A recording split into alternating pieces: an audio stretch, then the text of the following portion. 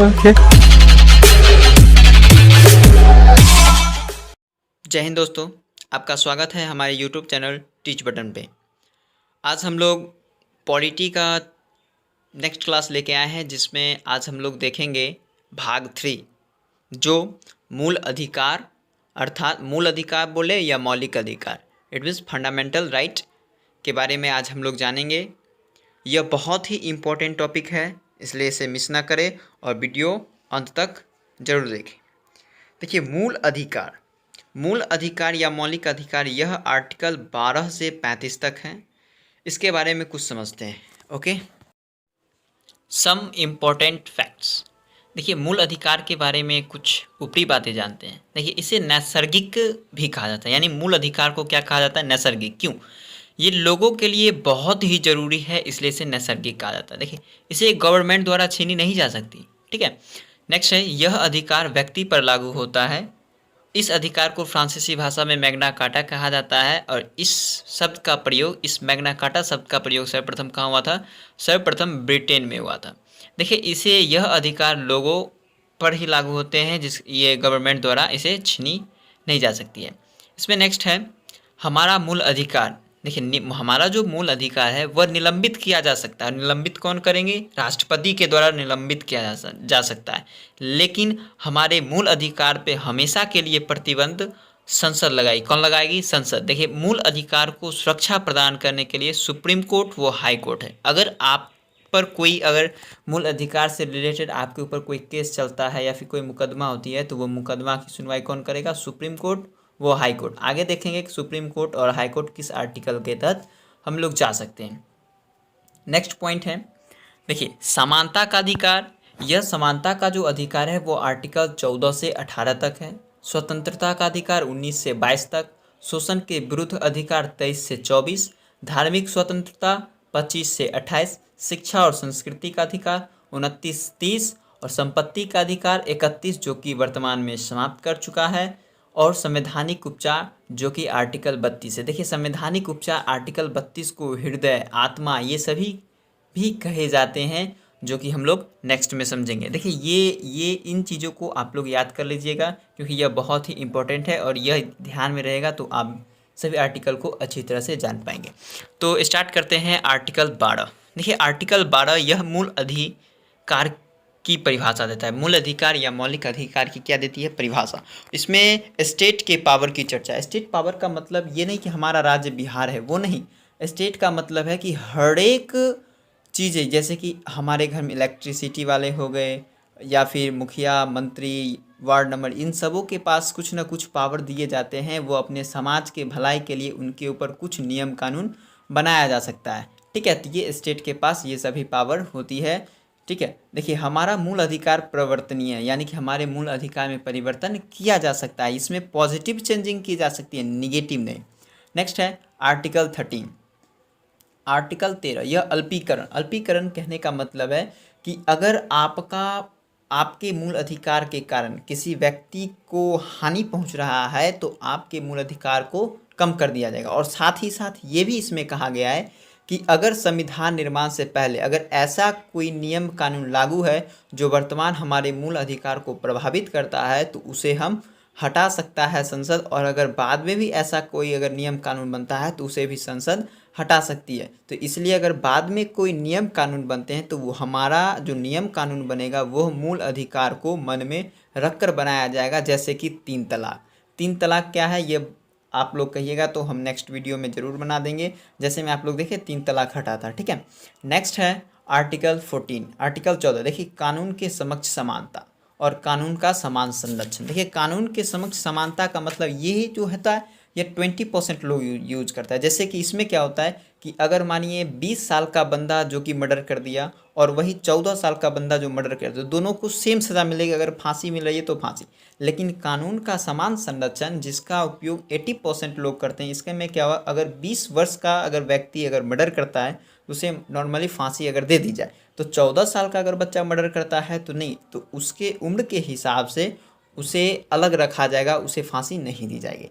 आप राष्ट्रपति और राज्यपाल के ऊपर कोई सज़ा नहीं लगा सकते हैं, उनके ऊपर कोई मुकदमा नहीं कर सकते हैं। राष्ट्रपति 71 के अनुसार सज़ा माफ़ कर लेगी और राज्यपाल 162 के अनुसार अपने आप की सज़ा माफ़ कर लेगी। नेक्स्ट है आर्टिकल 15। देखिए आर्टिकल 15 क्या कहता है, धर्म, जाति, वंश, लिंग व जन्म स्थान के आधार पर आपके साथ भेदभाव नहीं किया जाएगा। आपके साथ क्या नहीं किया, भेदभाव नहीं किया जाएगा। इसमें आरक्षण की भी चर्चा है, लेकिन किसी की भलाई के लिए आपके साथ भेदभाव किया जा सकता है। जैसे कि अगर बॉर्डर पे है, अगर सैनिक बॉर्डर पे है तो वहाँ पे तो गन चलाने के लिए तो नॉर्मली महिलाओं को नहीं भेजा जाएगा, या फिर हैवी वर्क के लिए, भारी कार्य के लिए वहाँ पे महिलाओं को नहीं भेजा जाएगा, वहाँ पे तो जेंट्स लोग ही जाएंगे, मेल ही जाएंगे। तो इसलिए यानी कि आपकी भलाई के लिए आपके साथ भेदभाव किया जा सकता है। नेक्स्ट है आर्टिकल 16। देखिए लोक नियोजन, नियोजन का अर्थ क्या होता है, नौकरी, यानी कि लोक नियोजन की समानता की बात की गई है। देखिए यहाँ पे क्या है कि जाति, लिंग और स्थान के आधार पे आपको आरक्षण मिलता है, लेकिन धर्म के आधार पे आरक्षण नहीं मिलता है। देखिए होता क्या है कि कोई कोई जाति बहुत पिछड़े वर्ग के होते हैं, तो उसके लिए क्या है कि आप कम रैंक पर ही क्या वो जॉब हासिल कर सकते हैं। यानी कि विभिन्न स्थान, कितना बहुत सारे स्थान ऐसे अभी भी जहाँ पे विभिन्न प्रकार की सुविधाएं नहीं हैं, जिसके कारण वो लोग पढ़ नहीं पाते हैं, तो उसे क्या है कि आप कम रैंक, कम नंबर ला के ही वो क्या जॉब क्या कर सकते हैं, प्राप्त कर सकते हैं। तो लोक नियोजन की समानता यानी कि नियोजन यानी कि नौकरी सबों के लिए समान है। आपके साथ जाति, लिंग और स्थान के आधार पे आरक्षण दिया जाता है, लेकिन धर्म के आधार पे आरक्षण नहीं दिया जाता है। हमारा नेक्स्ट आर्टिकल होगा आर्टिकल 17। ओके, देखिए आर्टिकल 17 अस्पृश्यता अर्थात छुआछूत। अस्पृश्यता का अर्थ क्या होता है, छुआछूत। देखिए आपके साथ जाति, धर्म, लिंग और जन्म के स्थान पे भेदभाव नहीं कर सकते, आपके साथ छुआछूत नहीं कर सकते, लेकिन छुआछूत कर सकते हैं कब, जब आप बीमार से पीड़ित हो, आप ग्रसित हो, तो आपके साथ छुआछूत कर सकता है। जैसे कि आप सबसे बड़ा एग्जाम्पल देख सकते हैं कोरोना। जब ये कोरोना आया तो क्या सब एक दूसरे से छुआछूत की भावना रखने लगे कि नहीं? हाँ, तो इसका मतलब ये नहीं कि आपसे जाति, धर्म, लिंग, जन्म स्थान के आधार पे आपसे छुआछूत कर रहा था, नहीं। उस वक्त आपसे छुआछूत करने का एक ही रीज़न था, वो था बीमारी। देखिए 1989 में इसे और भी ज़्यादा सख्त कर दिया गया, ठीक है। ये ज़्यादातर ग्रामीण लोगों में देखने को मिलता है। आर्टिकल 18।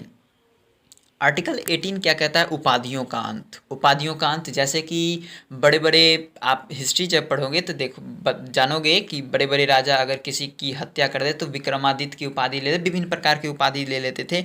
तो उसी प्रकार अब क्या है कि उपाधियों का अंत हो चुका है। देखिए आप नेशनल अवार्ड ले सकते हैं, आप नेशनल अवार्ड ले सकते हैं, बट उसका सरनेम नहीं रख सकते। जैसे अगर कोई भारत रत्न प्राप्त कर लिया तो जो बंदा लिया है भारत रत्न, वो अपने नाम के आगे भारत रत्न नहीं लगाए। आप एजुकेशन ले सकते हैं, आप रैंक रख सकते हैं, जैसे डॉक्टर, प्रोफेसर, ये सब उनके रैंक हैं। आप महाराज, सर, नाइटहुड, राय बहादुर, विदेशी उपनाम, ये सभी नहीं रख सकते हैं। नेक्स्ट है आर्टिकल 19। देखिए इसे समझना बहुत ही ज़रूरी है, क्योंकि इसे कॉन्स्टिट्यूशन का बैकबोन अर्थात रीढ़ की हड्डी कहा जाता है। देखिए इसमें क्या है, इसमें भी बहुत विभिन्न प्रकार की स्वतंत्रता है। पहला है अभिव्यक्ति की आज़ादी। आपको इसमें क्या है, आर्टिकल 19 में अभिव्यक्ति की आज़ादी है। इसमें आप बोल सकते हैं, मौन रह सकते हैं, पुतला फूंक सकते हैं, झंडा फूंक सकते हैं। इसमें मीडिया की भी आज़ादी, और 2005 में इसमें आरटीआई राइट टू इन्फॉर्मेशन भी जोड़ा गया कि आप पूछ भी सकते हैं। दूसरा है अगर आप बोल लिए, ये सब कर लिए, तो आप सभा कर सकते हैं। अब लोगों को क्या कर सकते हैं, जुटा सकते हैं, सभा कर सकते हैं। फिर आप संगठन बना सकते हैं। फिर संचरण यानी कि आप घूम सकते हैं, घूमने के बाद आप निवास भी कर सकते हैं, और साथ संपत्ति का जमाव भी कर सकते हैं, लेकिन ये वर्तमान में तो है नहीं। और साथ में आप व्यापार भी कर सकते हैं।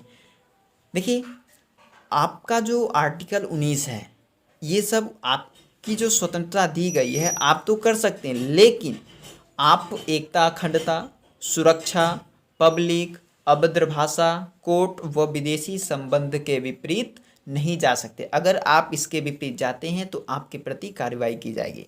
देखिए संपत्ति का अधिकार जो है वो मोरारजी देसाई के द्वारा संविधान में 44वां संशोधन करके इसे हटाया गया। तो मोरारजी देसाई ने बहुत अच्छे ये काम किया। देखिए संविधान, संपत्ति का अधिकार ये क्या था, देखिए आर्टिकल 31 जब आएगा तो हम उसमें आपको संपत्ति का अधिकार पूर्ण रूप से बताएंगे, ठीक है।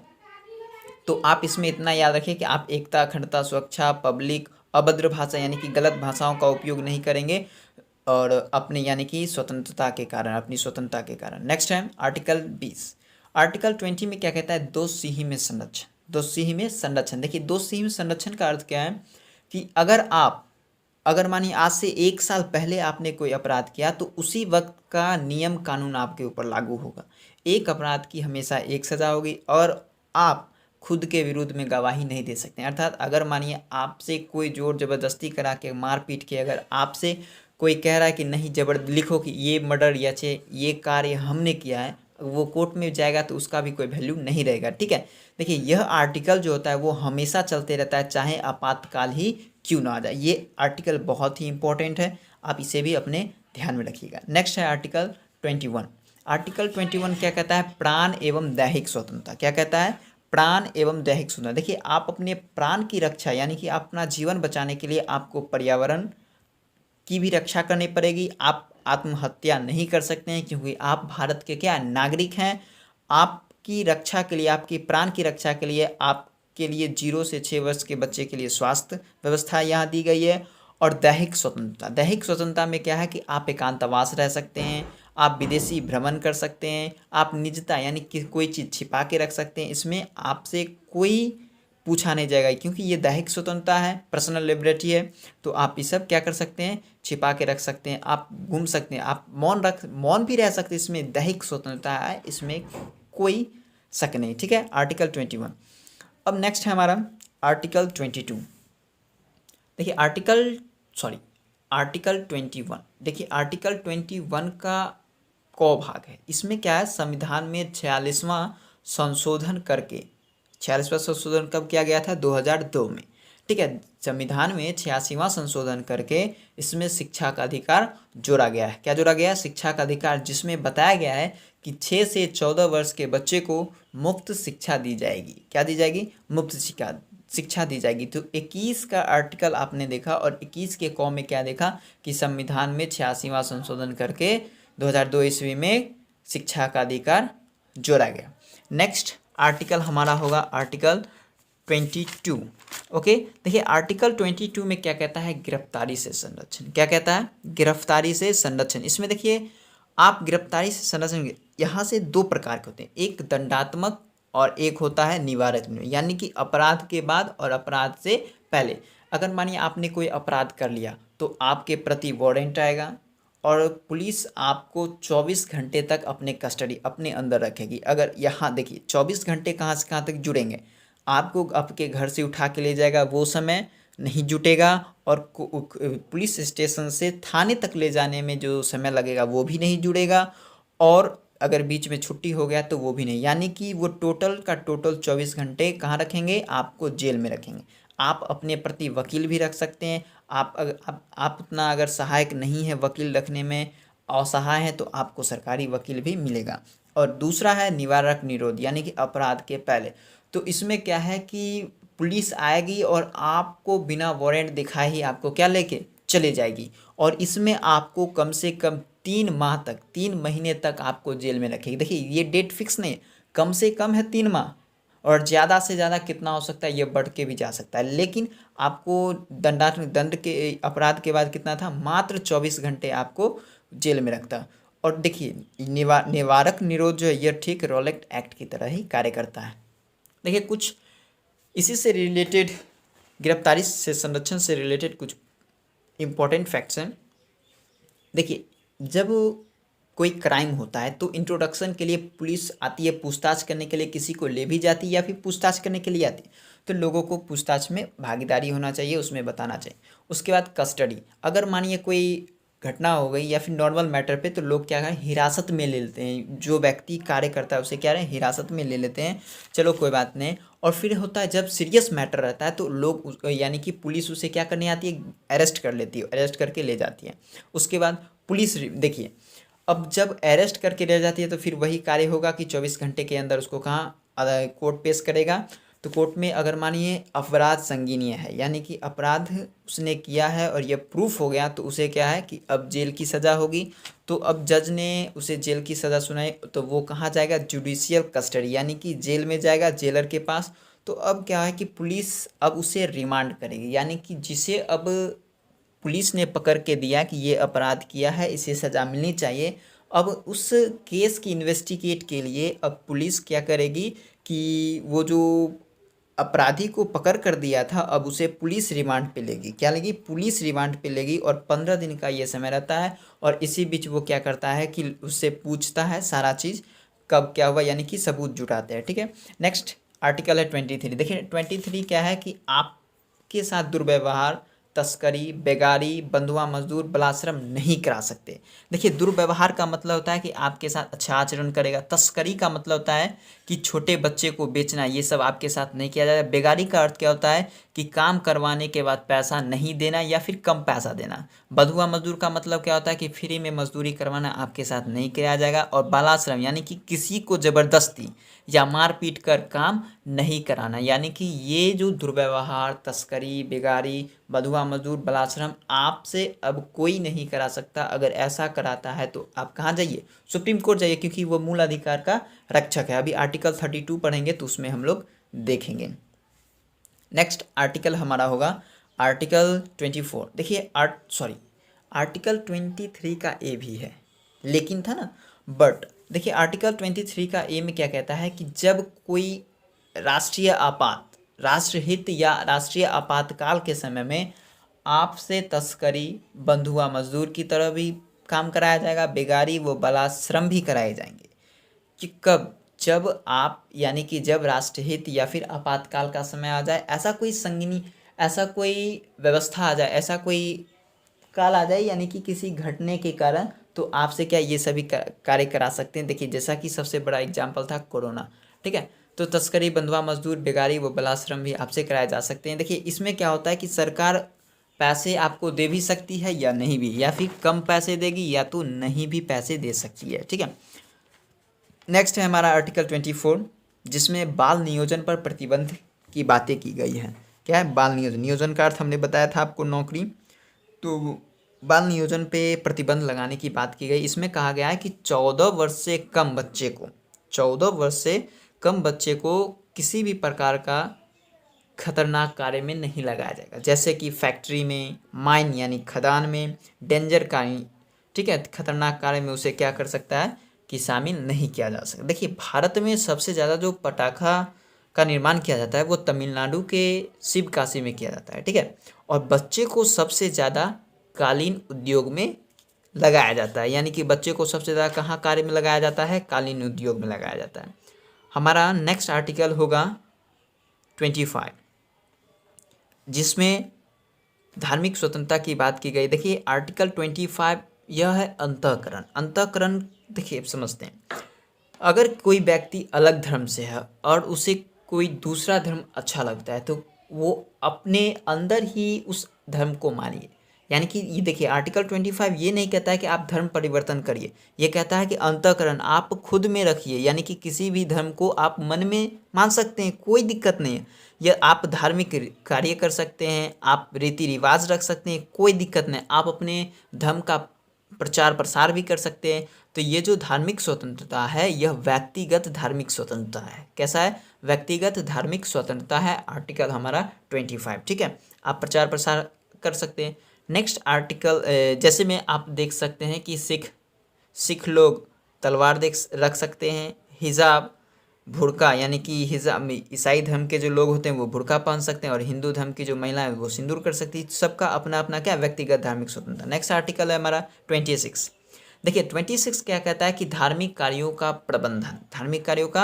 प्रबंधन, यानी कि आप समूह में आप क्या करते हैं? समूह में किसी चीज़ की स्थापना कर सकते हैं, आप संपत्ति एकत्र कर सकते हैं, धन पैसा जो भी हो, और आप वैधानिक खर्च कर सकते हैं। वैधानिक खर्च कहने का मतलब है कि आप लंगर करा दे, भोज करा दे गरीबों के लिए, आप चाहें आप कंबल बंटवा दे। तो ये सब क्या है कि सामूहिक धार्मिक स्वतंत्रता, यानी कि इसमें लोग एकजुट होकर कार्य करते हैं और किसी चीज़ की स्थापना करते हैं, चाहे मंदिर हो जाए, मस्जिद हो जाए। यहाँ पे लोग संपत्ति का भी एकत्रित करते हैं, वैधानिक खर्च भी करते हैं। तो ये सब क्या है? कौन सा धार्मिक स्वतंत्रता है? यह सामूहिक धार्मिक स्वतंत्रता है। तो एग्जाम में यही सबसे क्वेश्चंस बनते हैं।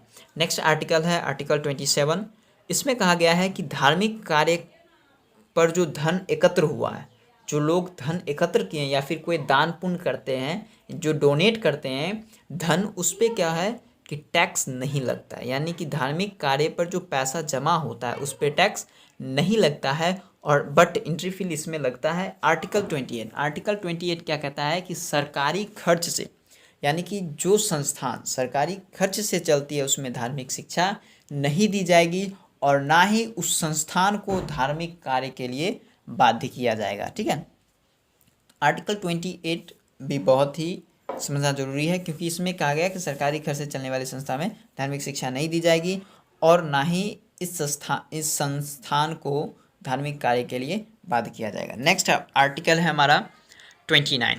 देखिए 29 क्या है, अल्पसंख्यक के हितों की रक्षा। क्या है, अल्पसंख्यक के हितों की रक्षा है, अर्थात किसी भी अल्पसंख्यक, देखिए जिस इलाके में जिस मोहल्ले में अल्पसंख्यक कम है उन्हें आप सांस्कृतिक, भाषा, लिपि, धर्म, जाति के आधार पे आप उसे किसी भी संस्थान से वंचित नहीं कर सकते, वंचित नहीं कर सकते हैं। वो भी आएंगे, वो भी पढ़ेंगे, वो भी बैठेंगे, लेकिन ये होगा कि अगर उसे खुद अपने आप में अजीब लगेगा कि हम यहाँ पे आए हैं, हमारे जैसा यहाँ कोई नहीं है, तो वो क्या है कि वहाँ से खुद पलायन कर जाते। लेकिन आप सांस्कृतिक, भाषा, किसी भी कारणवश आप उससे भेदभाव नहीं कर सकते हैं और ना ही किसी चीज़ से उसे वंचित कर सकते हैं, वो भी आपके साथ रहेंगे।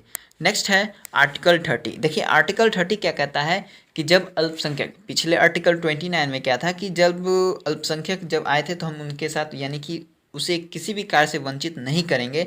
लेकिन जब आर्टिकल 30 में कहता है कि अल्पसंख्यक जो है वो अपनी संस्थान खोल सकते हैं, अपनी संस्थान क्या कर सकती हैं, वो अपनी संस्थान स्वयं खोल सकती है। जैसे में मदरसा स्कूल जो है वो ईसाइयों के लिए, और संस्कृत विद्यालय जैसे संस्कृत। देखिए ये सभी क्या है, लीगल है। अगर मानिए कोई अल्पसंख्यक अपनी संस्थान खोल रही है तो ये सभी क्या होंगे, ये सभी के सभी 100% लीगल होंगे। ठीक है, क्योंकि देखिए क्वेश्चन यहीं से फंसा देते हैं कि अगर मानिए कोई अपनी इच्छा अनुसार अगर कोई स्कूल, कोई संस्थान का स्थापना करता है तो वो लीगल होगा या इलीगल, तो भैया जी वो भी क्या होगा, लीगल ही होगा, और भी 100% लीगल होगा। ठीक है, तो आर्टिकल 30 समझ गए क्या कहता है कि अल्पसंख्यक अपनी संस्थान खोल सकते हैं और सरकार उन्हें भी धन उपलब्ध कराएगी। अगर मानिए हम संस्थान खोल रहे हैं तो सरकार हमें भी क्या धन उपलब्ध कराएगी। तो ये बहुत ही इंपॉर्टेंट आर्टिकल थे।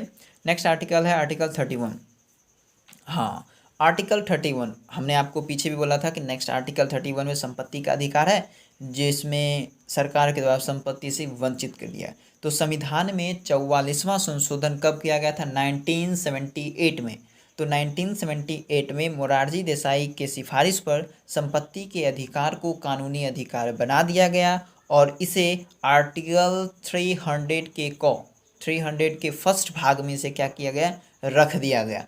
तो अब इसे क्या है कि मूल अधिकार से हटा के इसे कानूनी अधिकार में बदल दिया गया। देखिए संपत्ति का अधिकार हटाने का सबसे बड़ा रीज़न क्या था, अगर मानिए सरकार का अगर फंड आया कि हम नहीं इस इलाके से ट्रेन लेके जाएंगे या सड़क लेके जाएंगे, अब लोगों की अपनी संपत्ति अगर होती, अगर मूल अधिकार में वंचित नहीं किया गया होता तो वो कहते हम जगह खाली नहीं करेंगे। अगर जगह खाली नहीं करता तो क्या हमारा देश, हमारा राज्य का विकास हो पाता, नहीं। तो इसी के कारण संपत्ति के अधिकार को मूल अधिकार से हटा के कानूनी अधिकार बना दिया गया। अगर अब सरकार को कोई कार्य करना पड़ेगा तो आप कुछ बोल नहीं सकते हैं और वो अपना सीधा काम करेगी, आपको बस मुआवजा दिला देगी सरकार। ठीक है, नेक्स्ट है आर्टिकल 32 संवैधानिक उपचार। देखिए यह आर्टिकल समझना बहुत ही जरूरी है, क्योंकि यह आर्टिकल जो है ना, यह हमारा मूल अधिकार का पिताजी है। समझ गए, मूल अधिकार का सबसे बड़ा दादा इसी को कहते हैं। देखिए आर्टिकल 32 को हमारे संविधान यानी कि संविधान का आत्मा कहा जाता है। यह प्रतिभूति यानी कि यह संविधान के प्रति अपना समर्पण, यानी कि यह संविधान की रक्षा भी करता है। यह गारंटी लेने वाला आर्टिकल है कि आपका जो मूल अधिकार है उसकी गारंटी हम लेते हैं कि इसे हम खत्म नहीं होने देंगे। इसे हृदय संरक्षक यानी कि रक्षा करने वाला, देखिए मूल अधिकार को मूल अधिकार बनाने वाला भी आर्टिकल इसे कहा जाता है। ये बहुत ही इंपॉर्टेंट आर्टिकल है। देखिए ये जो आर्टिकल 32 है, यह आर्टिकल इसमें कहा गया है कि सुप्रीम कोर्ट हो वो हाई कोर्ट, मात्र ये दो कोर्ट है, वो अपने लोअर कोर्ट के पास 5 तरह के रिट जारी करते हैं। यानी कि यहाँ जो है ना, ये आर्टिकल 32 ये हमारा मूल अधिकार को मूल अधिकार बनाने वाला भी आर्टिकल है, और ये संरक्षक है यानी कि रक्षा करने वाला है, जिसके कारण यहाँ सुप्रीम कोर्ट हो वो हाई कोर्ट हो, ये दो कोर्टें मिलकर 5 तरीके के रिट जारी करते हैं, जिसमें बंदी प्रत्यक्षीकरण, परमादेश, अधिकार परीक्षा, प्रतिषेध, उत्प्रेषण। देखिए इन सबों के बारे में बारी बारी से अभी जानेंगे। तो ये सभी बहुत ही इंपॉर्टेंट है। देखिए किसका क्या कार्य होता है। पहला है बंदी प्रत्यक्षीकरण। क्या है? बंदी प्रत्यक्षीकरण। देखिए इसमें क्या होता है कि अगर कोई व्यक्ति क्राइम कर बैठा, अगर कोई व्यक्ति क्राइम किया नहीं है लेकिन उसे ऐसा करवा दिया गया है कि इसी ने, यानी कि साबित करवा दिया है कि इसी ने क्राइम किया लेकिन वो निर्दोष है, तो इस कंडीशन में क्या होता है कि उस व्यक्ति को सहशरीर यानी कि गिरफ्तारी के 24 घंटे के अंदर उस व्यक्ति को लेकर कहाँ जाना पड़ेगा? सुप्रीम कोर्ट लेके जाना पड़ेगा। और फिर वहाँ से क्या होगा कि सुप्रीम कोर्ट होगा, जिस कोर्ट ने यह सज़ा सुनाई होगी उस कोर्ट के पास बंदी प्रत्यक्षीकरण का नोटिस भेजेंगे, फिर उस व्यक्ति का क्या होगा? सज़ा रद्द हो जाएगा। यह एक व्यक्तिगत स्वतंत्रता है। कैसा है? व्यक्तिगत स्वतंत्रता है। नेक्स्ट है दूसरा, देखिए परमादेश। परमादेश का मतलब क्या होता है कि हम आदेश देते हैं। क्या है? हम आदेश देते हैं, अर्थात जब कोई सरकारी व्यक्ति या फिर सरकारी कर्मचारी अगर वो अपने अधिकारों का उल्लंघन कर रहा है, क्या कर रहा है? उल्लंघन कर रहा है, चाहे घूस ले रहा हो, किसी भी प्रकार का अन्यथा कार्य कर रहा है जो उसके आर्टिकल से बाहर है, कहने का मतलब वो गलत कार्य कर रहा है, तो अगर हम इस घटना की सूचना लेकर सुप्रीम कोर्ट जाते हैं तो सुप्रीम कोर्ट उस व्यक्ति के प्रति परमादेश लागू करेगा और उनके ऊपर कार्रवाई की जाएगी। देखिए आप सरकारी व्यक्ति राष्ट्रपति और राज्यपाल के ऊपर किसी भी प्रकार का क्लेम नहीं लगा सकते, उनके ऊपर कोई दोष नहीं लगा सकते हैं, क्योंकि आप जानते हैं कि पीछे मैंने बताया था राष्ट्रपति और राज्यपाल अपने अपने सजा को क्या कर लेती है? माफ़ कर लेती है। नेक्स्ट देखिए थर्ड क्या है? अधिकार परीक्षा। क्या है? अधिकार परीक्षा। देखिए अधिकार परीक्षा में क्या है कि अगर कोई व्यक्ति फर्जी तरीके यानी कि गलत पेपर दिखा के अगर मानिए कोई व्यक्ति अपना सरकारी नौकरी प्राप्त कर ले या फिर कोई ऊंचे पद पे, सरकारी के ऊंचे पद पे बैठ जाए, तो क्या होता है कि अगर हमें अगर समस्या है उनसे, तो हम क्या कहेंगे? सीधा कोर्ट चले जाएंगे और कहेंगे कि ये जो व्यक्ति है ये फर्जी तरीके से इस पद को क्या कर लिया? हासिल कर लिया। तो सरकार अब यानी कि सुप्रीम कोर्ट उसके प्रति अधिकार परीक्षा का पेपर जारी करेगा और उनके बारे में सारा का सारा डिटेल्स निकालेंगे और देखेंगे कि ये सही में है कि नहीं।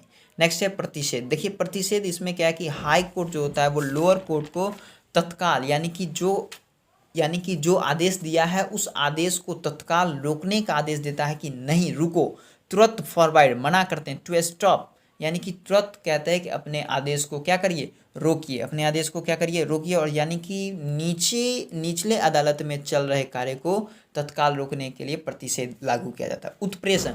देखिए जब न्यायालय अपने अधिकार का दुरुपयोग करने लगता है, यानी कि अब मानिए समस्तीपुर डिस्ट्रिक्ट में एक न्यायालय है, अब वो क्या कर, अगर अलग डिस्ट्रिक्ट के कानून यानी कि अलग डिस्ट्रिक्ट के केस को लड़ रहा है, अब अपने डिस्ट्रिक्ट को छोड़े हुए समस्तीपुर का मानिए अगर यहाँ का छोड़े हुए अदर डिस्ट्रिक्ट का देख रहा है, तो इसका क्या मतलब? वो अपने अधिकार का दुरुपयोग कर रहा है, यहाँ का लोग परेशान हो रहा है। तो अब क्या होगा कि सुप्रीम कोर्ट में अगर हम इसे शिकायत लेके जाएंगे तो क्या होगा? उसके प्रति उत्प्रेषण आएगा, उस कोर्ट के प्रति क्या आएगा? उत्प्रेषण आएगा। तो इसमें क्या है कि अगर हम सुप्रीम कोर्ट जाते हैं तो हमें साक्ष्य के साथ जाना पड़ेगा कि नहीं ऐसा ऐसा बात है। ठीक है। देखिए सुप्रीम कोर्ट जो है वो आपका केवल मूल अधिकार की गारंटी लेती है, और जो आप आर्टिकल 32 के तहत आप सुप्रीम कोर्ट जा सकते हैं। लेकिन हाई कोर्ट जो है वो हाई कोर्ट मूल अधिकार के साथ साथ कानूनी अधिकार वो अन्य मामलों की भी जांच पड़ताल करती है। और हम लोग जो है हाई कोर्ट वो 226 यानी आर्टिकल 226 के तहत कहाँ जा सकते हैं? हाई कोर्ट जा सकते हैं। तो सुप्रीम कोर्ट 32 के तहत और हाई कोर्ट 226 के तहत। नेक्स्ट है आर्टिकल 33। देखिए आर्टिकल 33 क्या है? मूल अधिकार को सीमित। ये क्या है कि मूल अधिकार को सीमित कर दिया। तो मूल अधिकार किनको किनको सीमित किया गया है? तो देखिए सेना, गुप्तचर, राजदूत, मीडिया। देखिए सेना का आप सोचेंगे कि सेना का मूल अधिकार क्यों सीमित किया गया? देखिए अब उसे कहा जाएगा बॉर्डर पे चलिए युद्ध हुआ, यानी कि जंग छिड़ चुका है, अब वो कहेगा हम लड़बे ना करेंगे, तो ये तो गलत बात है ना। तो इसी के कारण क्या है कि उन सबों की अधिकार को, मूल अधिकार को सीमित कर दिया गया है। देखिए आर्टिकल 34, नेक्स्ट है आर्टिकल 34। देखिए आर्टिकल 34 में क्या, मार्शल लॉ की बात की गई। किसकी बात की गई? मार्शल लॉ की बात की गई, यानी सैन्य कानून। जिस एरिया में मार्शल लॉ लग जाए उस एरिया में लोगों के मूल अधिकार को क्या होता है, सीमित कर दिया जाता है। यानी कि इस कंडीशन में सैनिक चाहे तो आपके घर 12 बजे रात में भी जा सकते हैं, क्योंकि उस एरिया में क्या लगा हुआ है, मार्शल लॉ लगा हुआ है। अब है आर्टिकल 35। देखिए आर्टिकल 35 क्या है कि संसद जो है वो मूल अधिकार को अधिक प्रभावशाली बनाने के लिए उसमें पॉजिटिव चेंजिंग कर सकते हैं। क्या कर सकते हैं? उसमें पॉजिटिव चेंजिंग कर सकते हैं। देखिए आपका मूल अधिकार नहीं है, आपका हड़ताल करना, चक्का जाम करना, अनिवार्य रोजगार, मताधिकार, ये सब आपका मूल अधिकार नहीं है। आपका आवास भी मूल अधिकार नहीं है, लेकिन आवास को मूल अधिकार के बराबर माना गया है। हे गाइस, आज का वीडियो कैसा लगा? अच्छा लगा तो वीडियो को लाइक, साथ ही साथ कमेंट जरूर करें और चैनल को सब्सक्राइब की करें। और कमेंट बॉक्स में ज़रूर लिखें कि नेक्स्ट वीडियो किस चीज़ का चाहिए। वीडियो को शेयर भी करें। जय हिंद।